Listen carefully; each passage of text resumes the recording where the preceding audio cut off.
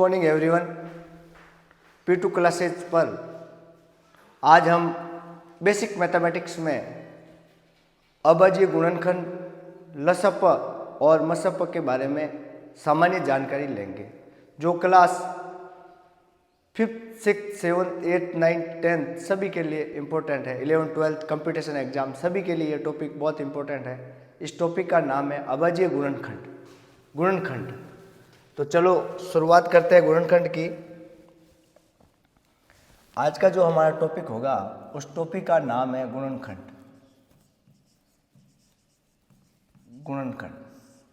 जिसे हम बोलते हैं फैक्टर। हम लोगों ने छोटी क्लासों में ऐसा देखा होगा कि हम लोगों ने पढ़े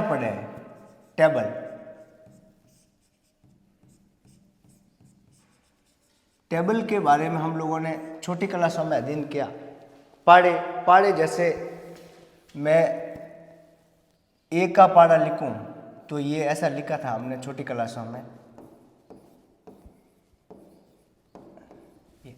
अब ये और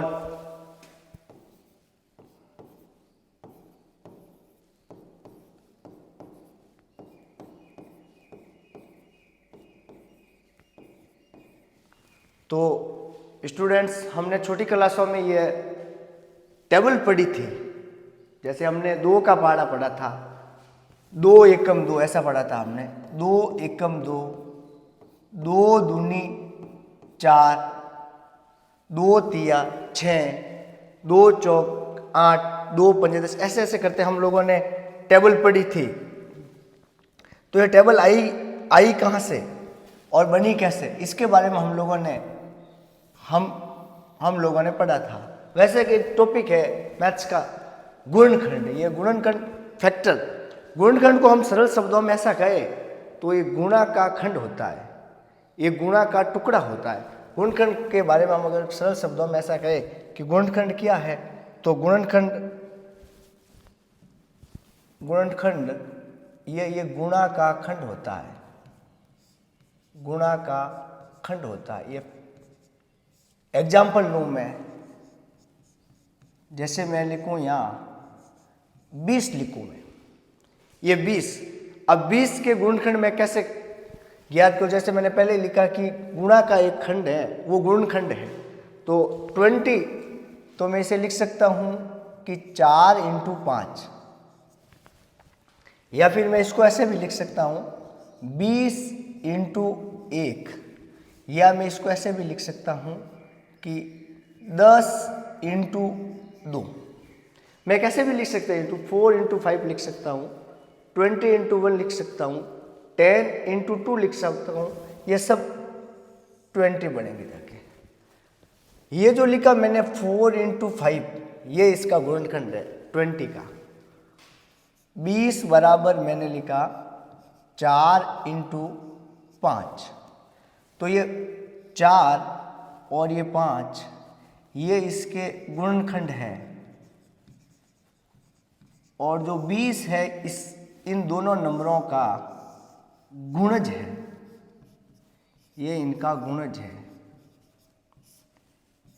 ये फैक्टर है और ये इनका मल्टीप्लाई है। तो 20 को मैंने कैसे लिखा, 4 × 5, ये गुणनखंड है। अब आगे चलते हम, जैसे मैं दूसरा नंबर ले लूं, मैं नंबर ले रहा हूं 100, मैं नंबर ले रहा हूं 100 के गुणनखंड ज्ञात करो।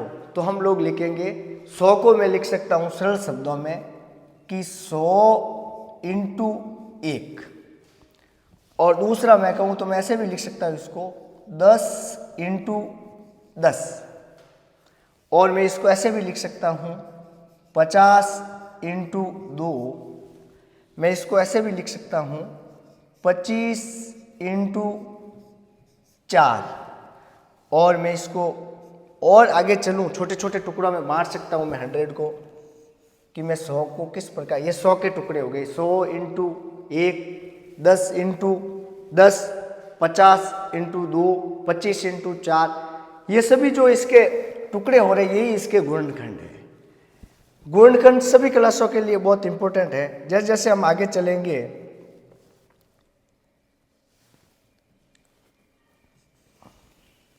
गुणनखंड, अब देखो चलते हैं गुणनखंड, अभाज्य गुणनखंड के बारे में।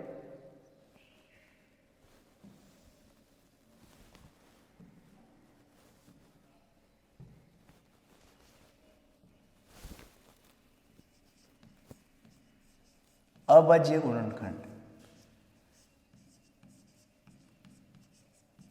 अभाज्य गुणनखंड,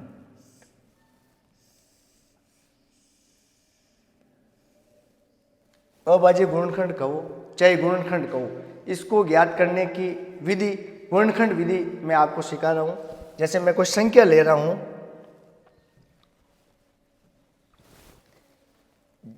जैसे मैं कोई संख्या ले रहा हूं, संख्या 100 के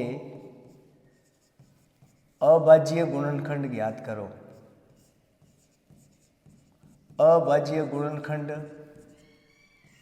संख्या 100 के अभाज्य गुणनखंड लिखो। तो 100 के अभाज्य गुणनखंड कैसे ज्ञात करोगे? इसके लिए हमारे ये गणित का एक मेथड है।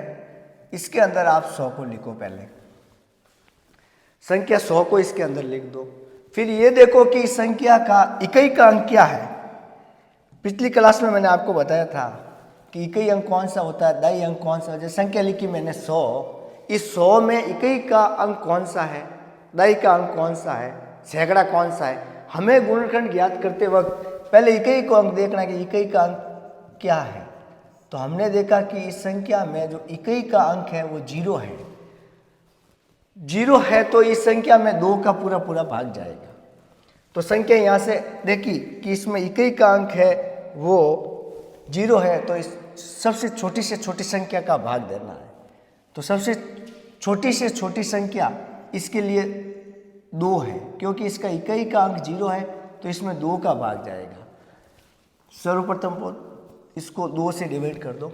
2 इस पहले इस नंबर को लो, 2 पंजे 10, भाग देना है, शून्य का शून्य रहेगा। उसके बाद वापस चेकआउट करो, इसके पीछे क्या है, 0 है। 0 है तो इसमें 2 का भाग जाएगा। और उसके बाद आएगा 25। 25 मतलब इसका इकाई का अंक 5 है, तो इसमें अब 2 का भाग नहीं जाएगा। अब 2 से आगे वाली संख्या देखो आप, 2 से आगे वाली संख्या 3 है, और 3 की भाजकता का नियम है कि दिए गए अंकों के योग में अगर 3 का भाग जाता है तो वो संख्या 3 से विभाज्य होगी। या हम दूसरी फॉर्म में ऐसा कह दें कि दी गई संख्या का अगर योग करने पर वो संख्या 3 के टेबल में आ रही है तो वो 3 से डिवाइड होगी, नहीं तो नहीं होगी। जैसे मैं 2 और 5 को जोड़ दूं तो ये 7 आ रहा है, और 7 3 की टेबल में नहीं आता, इसका मतलब ये संख्या है वो 3 से डिवाइड नहीं होगी। अब सर अगर ये 3 से डिवाइड नहीं होगी तो क्या 25 4 से डिवाइड होगा? 4 से भी ये डिवाइड नहीं होगा, क्योंकि 4 की विभाज्यता का नियम है कि अंतिम जो 4 अंक है उनमें अगर 4 का भाग जा रहा है तो वो 4 से डिवाइड होगा। जो 4 से डिवाइड हो रहा है इसका मतलब वो 2 से ही होगा। तो हम संख्या लेते हैं 5, और 5 की भाजकता का नियम है कि संख्या के इकाई अंक में 0 और 5 होने चाहिए। तो इसमें 5 का पूरा पूरा भाग जा रहा है, 5 और 5 एकम 5। अब एक ही अंक आया, वो है 5। 5 में 5 से डिवाइड हो गया और पीछे बचा 1। तो मैं कह सकता हूँ कि 100 के अभाज्य गुणनखंड है वो 2 इंटू 5 इंटू 5, ये 100 के अभाज्य गुणनखंड हो गए। अभाज्य गुणनखंड का मतलब है कि वापस गुणा करने पर वही वैल्यू आनी चाहिए। जैसे मैं 5 को 5 से गुणा कर दूं तो 25 आएंगे, 25 को 2 से गुणा कर दूं तो 50 आएंगे, 50 को मैं 2 से गुणा कर दूं तो 100 आएंगे। इसी प्रकार सभी को वापस मल्टीप्लाई करने पर वही संख्या आ रही है, इसका मतलब अभाज्य गुणनखंड आपका सही है। जैसे जैसे हम बड़ी क्लास में बढ़ते हैं, ये एक छोटी क्लास के लिए क्लास 6, 7 और 8 के लिए यहीं तक है। जैसे जैसे 9th 10th बढ़ते हैं तो हम लोग इसको ऐसे भी लिख सकते हैं 2 की पावर 2 और 5 की पावर 2। ये भी इसका आंसर सही है। 2 की पावर 2 का मतलब 2 को 2 बार लिखना, और 5 की पावर 2 का मतलब 5 को 2 बार लिखना। इसी प्रकार हम अगला नंबर ले रहे हैं।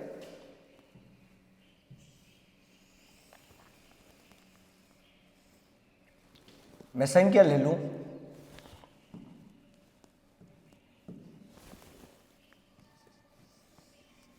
संख्या ले लूं मैं 27 के गुणनखंड ज्ञात करो। गुणनखंड लिखो। तरीका वही है, 27 के गुणनखंड ज्ञात करो। तो तरीका वो का वो है, जैसे हम लोगों ने 100 का गुणनखंड ज्ञात किया था, उसी प्रकार हम 27 का भी गुणनखंड ज्ञात करेंगे। ये चिन्ह लगाया और यहां लिखा 27। अब आप ये देखो कि 27 में इकाई का अंक क्या है? इकाई का अंक यहां 7 है। इकाई का अंक यहां 7 है, इसका मतलब ये 2 से डिवाइड नहीं होगा, क्योंकि 2 की भाजकता का नियम है कि इकाई का अंक 0, 2, 4, 6, 8 होना चाहिए, तो वो संख्या 2 से डिवाइड होगी। अब ये संख्या 27 है, 2 से नहीं होगी, तो इसके आगे वाली संख्या चेक करो 3 से। 3 का क्या नियम है कि दोनों संख्याओं को जोड़ दो। दोनों संख्याओं को जोड़ा तो 9 आया, और 3 9 की टेबल में आता है। 3 9 की टेबल में आता है। 3 × 3 9 होते हैं, अर्थात इसमें 3 का भाग जाएगा, 3 का भाग जाएगा और यहाँ 9 आएगा। उसके बाद 9 3 की टेबल में आता है, 3 3 3 से जा रहा है डिवाइड, और पीछे कितना बच रहा है 1। तो 27 के गुणनखंड क्या हुए? 3 × 3 × 3। ये 27 के गुणनखंड हो गए। अब वापस देख लो, 3 का गुणा मैं 3 से करूं 9 आएगा, और 9 × 27। मैं इसको ऐसे भी लिख सकता हूं 3 की पावर 3। 3 की पावर 3 को मैं 3 की पावर 3 को मैं क्यूब बोल सकता हूं। 3 की पावर 3 या क्यूब, 3 का क्यूब। नेक्स्ट क्लास में हम पढ़ेंगे cube, square root, cube root के बारे में। तो ये 27 के गुणनखंड हो गए। उसके बाद जैसे जैसे आगे बढ़ते हम, अब मैं ये कह दूं कि 27 के सभी गुणनखंड लिखो। प्रश्न अगर इस प्रकार का आ गया कि 27 के सभी अभाज्य गुणनखंड लिखिए, सभी अभाज्य गुणनखंड लिखो, अभाज्य गुणनखंड लिखो। संख्या 27 के सभी अभाज्य गुणनखंड लिखो। तो फिर इसको करने का तरीका अलग है। 27 के सभी अभाज्य गुणनखंड का मतलब है कि 27 किन किन टेबल में आ रहा है। जैसे मैं ये देख रहा हूं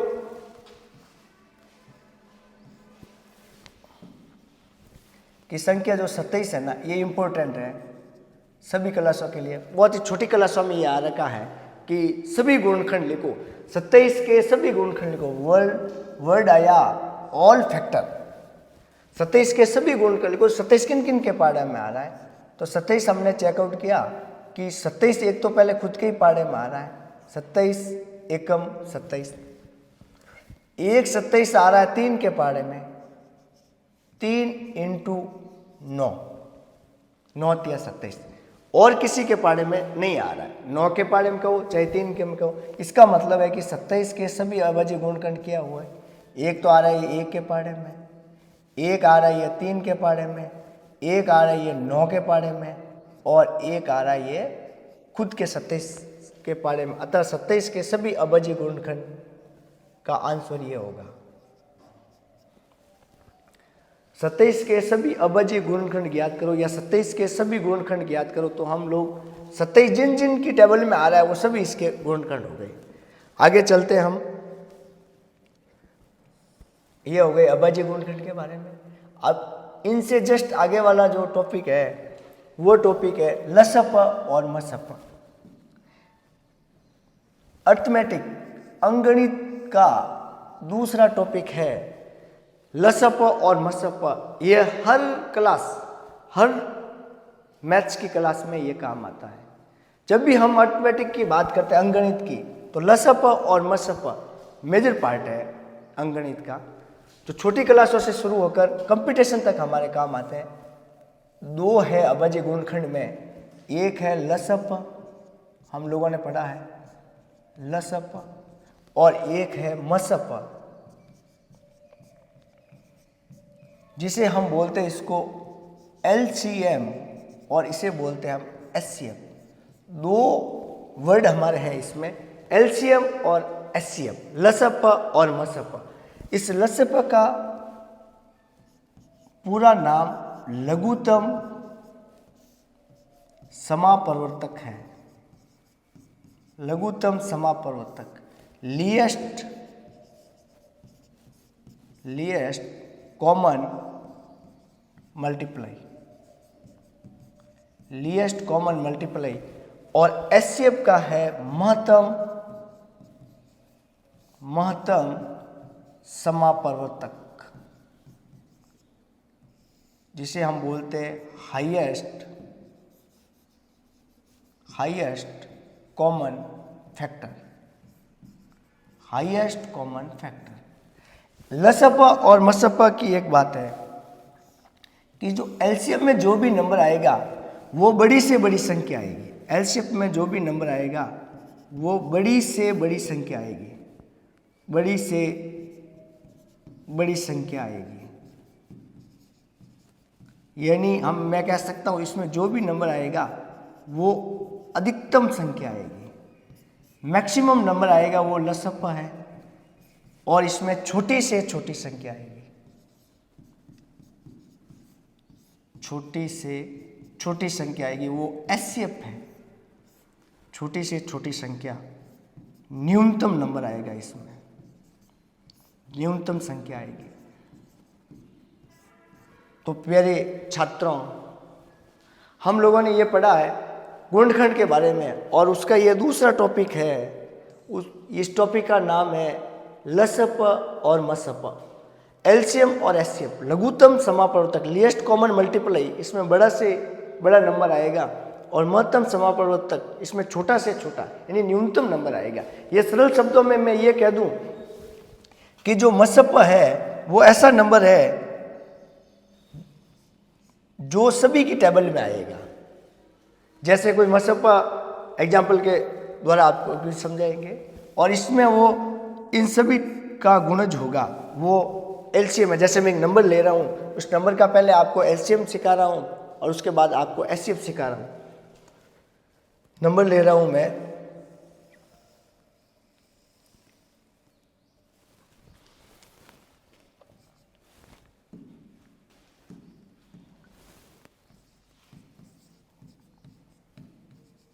संख्या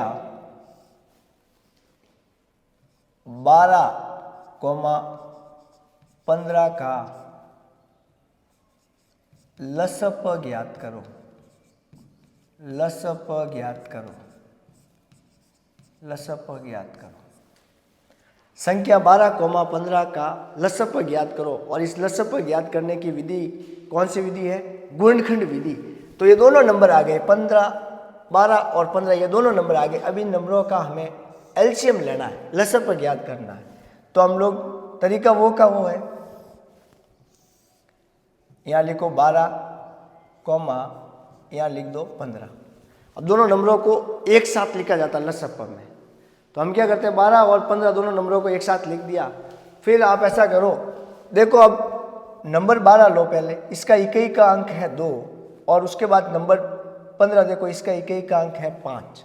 तो 12 में हम देख रहे हैं कि इकाई का अंक अगर 2 है तो इसमें 2 का भाग जाएगा, और 15 में 2 का भाग नहीं जाएगा। तो हम ऐसा करेंगे, पहले इसको छोटी से छोटी संख्या से भाग दे दो। छोटी से छोटी संख्या है 2, तो 2 ये 6 बार इसमें भाग जा रहा है, और 15 में नहीं जा रहा, तो इस संख्या को ऐसा ऐसा लिखना है। अब कोई छात्र इस संख्या को 2 से डिवाइड करके 7.5 लिख देता दशमलव में, वो गलत है। तो नेक्स्ट नंबर हम वापस 2 से ही डिवाइड हो रहा है, तो यहाँ लिखो 3, और इस 15 का 15 ही रहेगा क्योंकि इसमें 2 का भाग नहीं जा रहा है।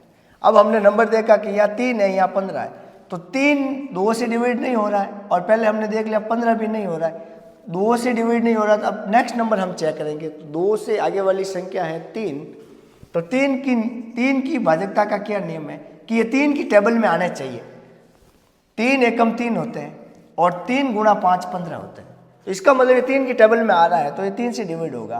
3 एकम 3 और 3 गुणा 5 15। अब देखो ये 1 आ गया, अभाज्य संख्या आ गई है। अब पीछे बचा 5, 5 से डिवाइड होता है और यहाँ लिखो 1 और यहाँ लिखो 1। अब 12, 15 का एलसीएम क्या हुआ? 12,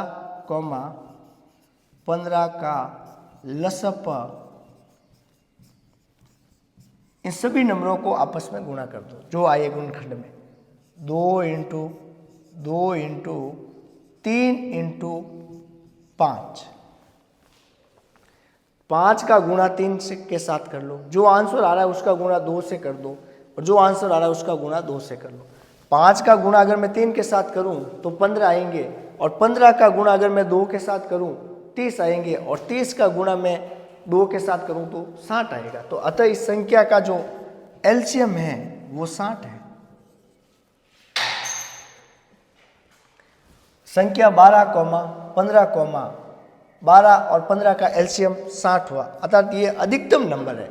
थोड़ी देर पहले हमने पढ़ा था कि लसअ और मसअ के बारे में थोड़ी देर ही पढ़ा कि जो लसअ है वो आएगा बड़ी से बड़ी संख्या, लसअ बड़ी से बड़ी संख्या होगा। तो 12 और 15 की सबसे जो बड़ी संख्या है वो 60 है, अर्थात 12 और 15 का एलसीएम 60 होगा।